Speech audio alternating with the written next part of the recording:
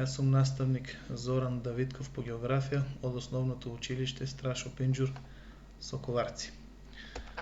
Оваа презентација или наставна единица ќе се однесува за 9 оделение по темата поларни области, поточно наставната единица која што се однесува на северен и јужен пол, Арктик или Антарктик.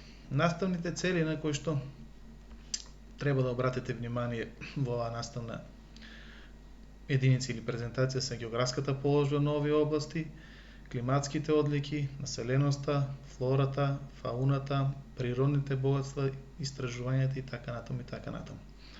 Нормално очекуваните исходи за вас ученици биле наставните цели кои што се зададени и на самиот слайд. На почеток ќе започнеме со географската положба за северниот пол или уште наречен Арктик. Значи географската терминологија за северен пол е Арктик. Арктик се нарекува северната поларна област на планетата Земја и се дефинира со 90 степени географска широчина. На првиот слайд можеме да забележиме испрекинати плави линии, ова е така наречениот поларен круг, ученици. Во самата негова внатрешност можеме да забележиме дека најголем дел од територијата е под вода. Е водена површина, а тоа е водената површина на Северниот леден океан. Од вкупната површина, значи освен вода овде имаме и копно, а тоа е копнените делови на континентот, дел од континентот Северна Америка, исто така континентот Азија, но и континентот Европа, односно Евроазија. Површината или пак регионално, ако сакаме да кажеме подетално, кои области или од кои држави би припаѓале копнените делови од поларниот круг, би спомнале дека тоа е дел од Русија е вака, потоа дел од САД, Канада, тука и островот Гренланд, да речеме, потоа помали делови од Норвешка, Финска и Шведска. Вкупната површина, значи ученици, овде зафаќа некаде околу 25 милиони километри квадратни. Ова е наков со околу географската положба на северен пол или Арктикот. Одиме понатаму во однос на природно-географските карактеристики за оваа северна поларна област. Климата, ученици, е сурова, односно поларна. Со температури до минус 40 степени под нулата во зимските месеци, односно поладниот дел од годината, но и ако можеме да кажеме потоплиот дел од годината не е со високи температури, односно студени и сурови лета со до 10 степени Целзиусови, како и температура на водата под и околу 0 степени.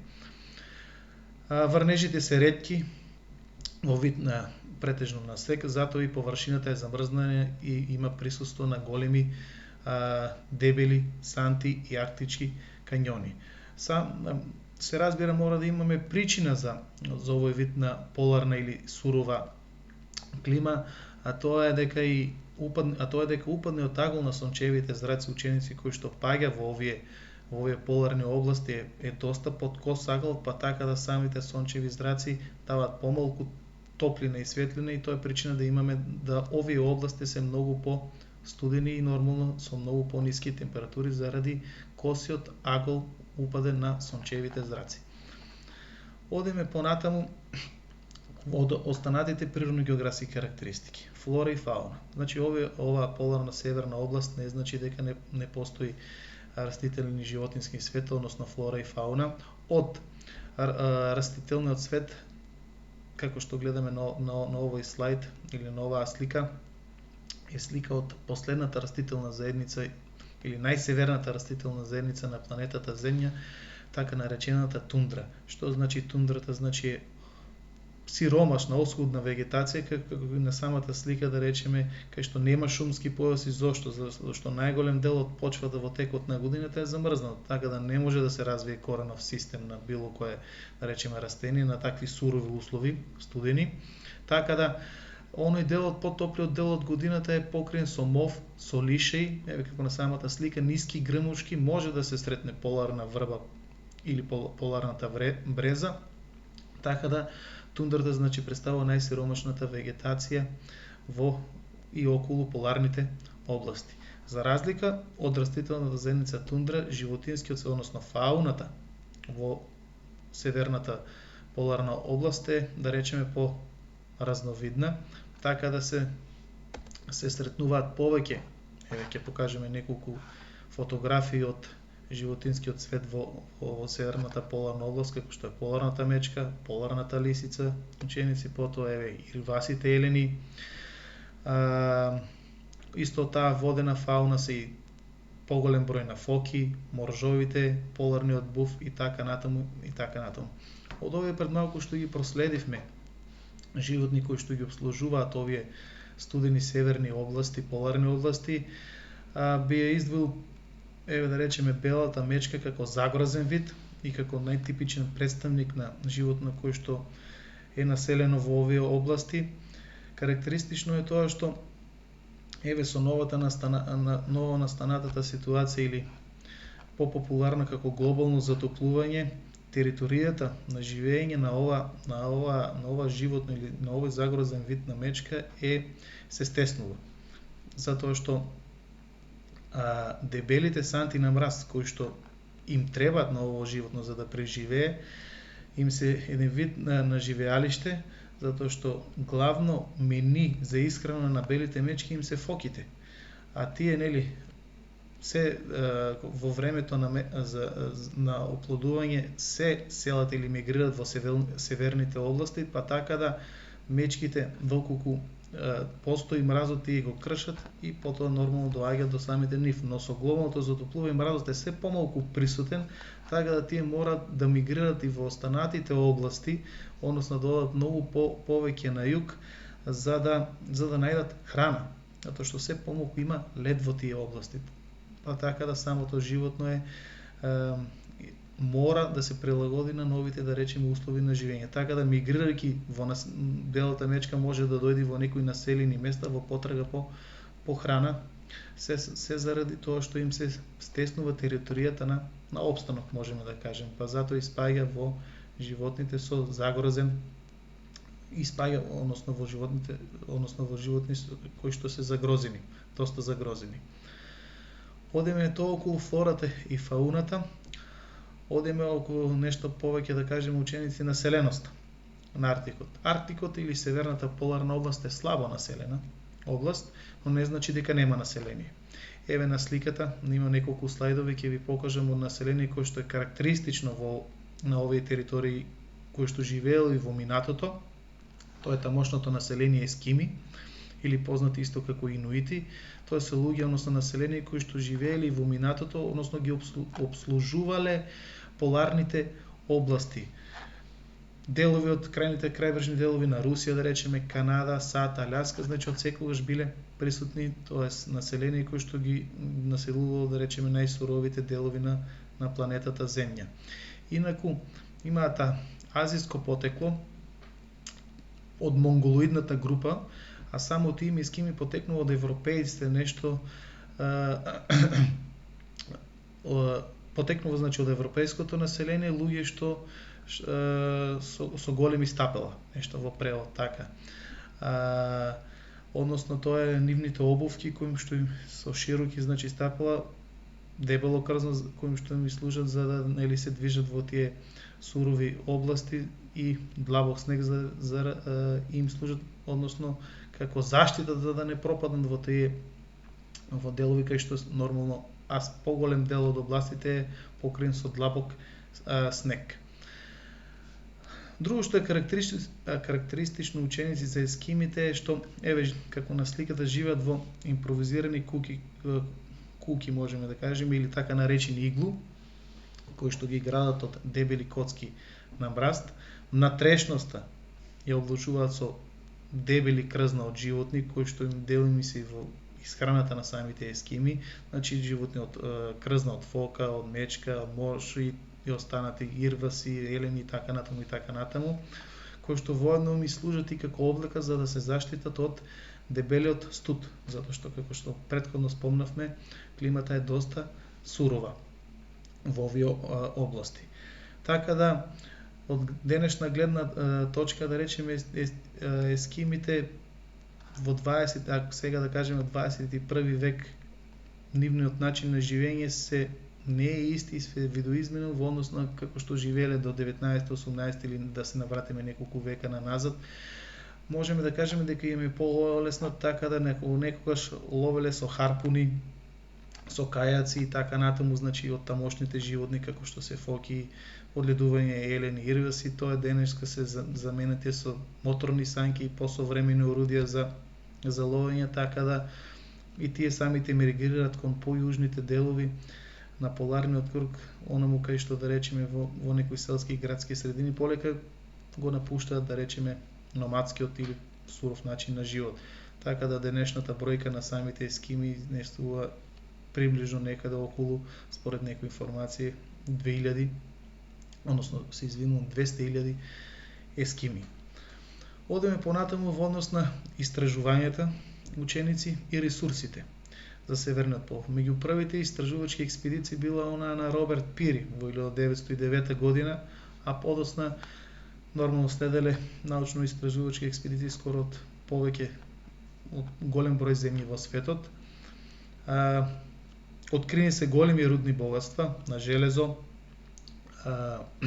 јаглен, како и можни резерви на природен газ, на нафта, така да овие територии на Северниот пол можеби некогаш би били територии со потенцијални територијални претензии, затоа што еве еден слайд тука да речеме нафтена платформа, што значи не укажува на фактот дека и се експлоатира, значи имаме експлоатација на нафта околу Северниот или внатре во Северниот поларен круг, така да можно е во иднина да има одредени претензии, затоа што помеѓу побогатите, можеме да кажеме, поразвиените земји во светот, затоа што оваа северна поларна област Арктикот е многу богата со рудни богатства, природни минерали, неметали, така натаму и така натаму.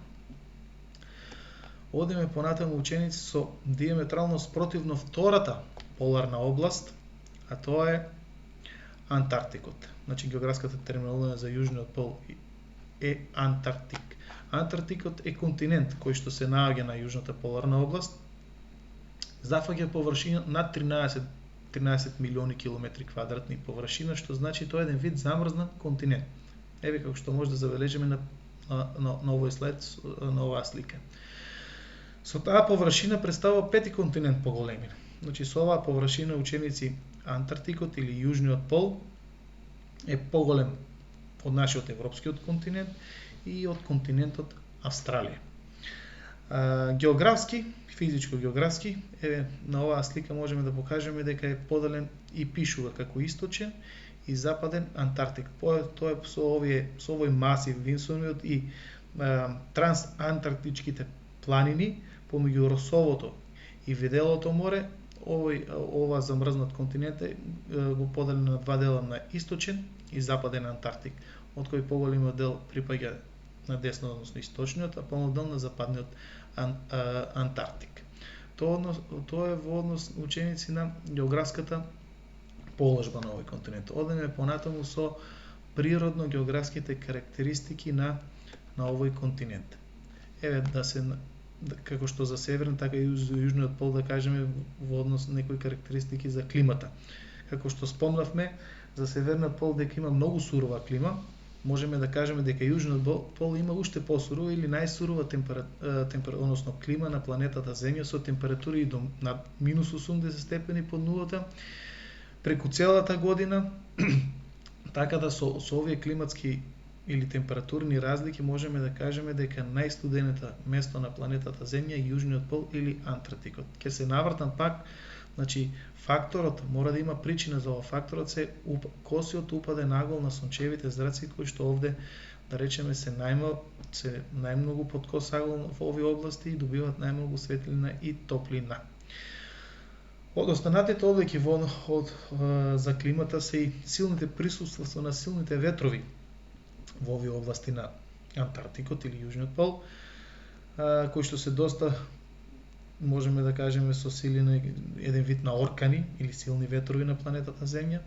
Непристантите брегови, исто така, карактеристика за Јужниот пол, дебелата мразна обивка, кој што некаде може да достигне до дебелина од над 2000 метри, односно 2,5 и 2500 метри, односно 2,5 километри. Значи влажноста е најниска влажност со многу ниски температури ја прави да овој дел од планетата Земја и најсуров или со најстудена клима. Еве исто така на овој слайд можеме да погледнеме дел од тие дебелина, големата дебелина на сантите од мраз, кои што како резултат на глобалното моментално затоплување се топат, се одвојуваат од самиот Антарктик и пловат понатаму низ нашите океани. Така да непристапноста до Антарктикот или дивите води на Антарктикот се причина најголем дел за тоа допренесуваат и големите санти од мраз кои што прават да овие брегови се непристапни и многу потешки за, да кажеме, светски воден сообраќај. Инаку и се избегнуваат, значи, водите околу Антарктикот за трговски патишта и така натаму, и така збориме само за воден сообраќај. Одиме понатаму релјефот. Релјефот на јужниот, односно на Антарктикот ученици е предсе планински. Односно над 60-65% од територијата на Антарктикот е со над надморска височина од 2000 метри. Највисок врв е врвот Винсон со 5140 метри, значи тоа е највисока кота на Антарктикот. И овде имаме уште една информација да спомнеме еден најактивен вулканот Еребус со височина од 3794 метри. Еве на овој слайд имаме и неколку, една до две фотографии кои што се еден вид релјефот на дел од релјефот на јужната поларна област, планината или вулканот планината Еребус, кој што е спаја во групата на активни вулкани, односно стратовулкан, исто така масивите, големата мразна покрива кој што е дел од релјефната структура на јужниот пол. Одиме понатаму со растителниот и животинскиот свет, односно со флората и фауната. За разлика од северниот пол ученици, јужниот пол во однос на како растителна земјица е присутна тундрата, но на самиот крак на Антарктикот, значи тој дел се нарекува греамовата земја, така да е многу пооскуден, а како што претходно скажав, тундрата е најнесиромашната вегетација или растителна земјица на планетата Земја од мов, лиши и грмушести растенија. Побогатиот дел е фауната за оваа јужна поларна област, тоа е морската фауна и копнената фауна. Значи, од морската фауна овде можеме да кажеме дека се присутни китовите, повеќе видови на китови, а додека од копнената фауна пингвините. Еве ќе погледнеме неколку слајдови фотографии од тамошната фауна. Пингвините, разните видови на китови, можеме да се навратиме, еве, пингвините можеме да кажеме дека се најголемите домаќини на јужниот пол. Значи, население официјално нема на јужниот пол, но од фауна со најбројна, да речеме бројка, најголема бројка по бројност на видови се пингвините. Значи, еден вид како староседелци на јужниот, тие од секогаш, значи, ги обслужувале овие најсурови места на планетата Земја за живење. Ги има некаде над 20 видови на планетата Земја, значи може да не само на јужниот пол, може да се сретнат тие и и надвор од јужниот пол, од Антарктикот, значи крајните јужни делови на Јужна Америка, потоа да речеме делот од Австралија, тука островот Мадагаскар, островите околу Антарктикот и така натаму, но на јужниот пол, да речеме, се сретнува на најголемиот царскиот пингвин со некаде околу 1 метар височина. Овие се пингвините се цицачи кои што, да речеме, се прилагоделе за едни од најсуровите начини на живот, живеат во колонии. Зошто во колонии? Еве на овој слайд некоја, еве оваа фотографија, да речеме. Тие колонии на самите пингвини бројат со некаде над стотици, може да бројат и стотици илјади. Односно, зошто живеат во колонии? Заради големиот студ. Самите колонии тие прават еден вид на кругови, големи кругови и ротираат. Они што пингвини биле во центарот, значи, одат во надворешниот круг, а оние што биле надвор па полеко ротират во центарот. Се со цел за да добијат одредена телесна температура помеѓу себе, значи се заштитуваат од силниот студ и од силните ветрови. Така да сите оние единки кога би биле тие најекстремни силни ветрови услови, би се одвоиле од групата или од таа ротација, од таа колонија, би замрзнале, како и што има многу случаи, значи докази за тоа. Така да, ови се доста карактеристични интелигентни животни кои што нашле начин како да преживеат, значи да го преживеат тој студ и тие ветрови. Исто така, во тамошната водена фауна и разните видови на китови. Еве на претходниот слајд тука е китот орката.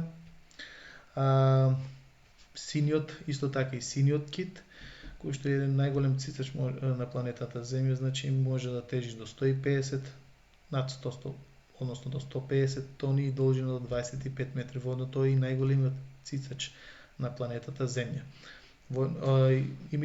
Имено исто така и китовите поминуваат доста илјади километри, значи пловејќи во нашата водена, односно хидросфера, нашите океани, така да можеме да кажеме слободно од северниот до јужниот пол. Затоа и овде ќе ги спомнеме како животни кои што се сретнуваат во овие води.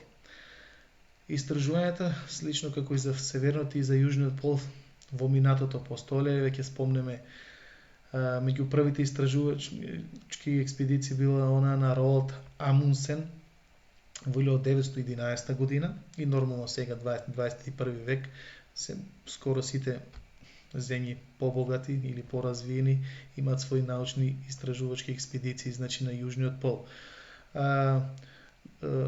Што се не до Роалд Амундсен, во негова чест има едно море таму блиско до Антарктикот, кој што се нарекува Амундсеново море во негова чест. На овие простори, на Антарктикот, на јужната поларна област ученици, откриени се рудни болести. Јаглен, железо, платина, ураниум, нафта, природен газ, така да тоа е причината да голем дел од земји праќаат своји научно-истражувачки експедиции. Иако е таа неутрална територија, можеме да кажеме во наводници, еве од овие слайдови ќе видиме дека своји пунктови или привремени научно-истражувачки експедиции имаат многу земји од светот. Еве тука позади може да видиме и Канада, Америка, Норвешка, Франција, Велика Британија, Русија и така натаму, се на се оние побогатите земји кои што праќаат своји научници од различни сектори за да ги истражуваат и природно, односно документираат природно-географските содржини на јужниот, како на јужниот, така и на северниот пол, но исто така и да го истражуваат тлото, односно морфолошките или геологијата на самата јужна поларна област, кој што е докажано, значи дека има доста големи природни богатства и нормално тоа е причината за да биде толку посетена. Кој што воедно би дошли до, односно тие се веќе докажани дека е богата и со нафта, се открени големи количества нафта, платина, сите тие скапи, злато исто така е откриено дека постои во овие јужни поларни области, така да овие научни привремени научно-истражувачки експедиции се секојдневност на јужниот пол, дури некои од тие остануваат и во текот на целата година. Значи типично населени како што имавме на северниот пол, ескими овде немаме, но имаме нели привремени или дури сега можеме во 21 век да кажеме и постојани научно-истражувачки експедиции. Ученици, на крајот од оваа презентација или наставна единица која што се однесуваше на поларните области, е на проверка на стекнатите знаења, се неколку прашања на кои што можете да одговорите нормално самите вие, се однесуваат на географската положба на овие области, нивната големина, што ја сочинуваше флората, фауната, како на северниот, така и на јужниот пол, понатаму населеноста каква беше, кои се најосновните природно-географски карактеристики, однос на релјефот, климата и така натаму, потоа исто така и природните богатства кои што се присутни на овие територии и нормално првите истражувачи кои што ги истражувале овие поларни области. Се надевам дека ви помогнав да стекнете основни знаења за северниот и јужниот пол, односно поларните области на нашата планета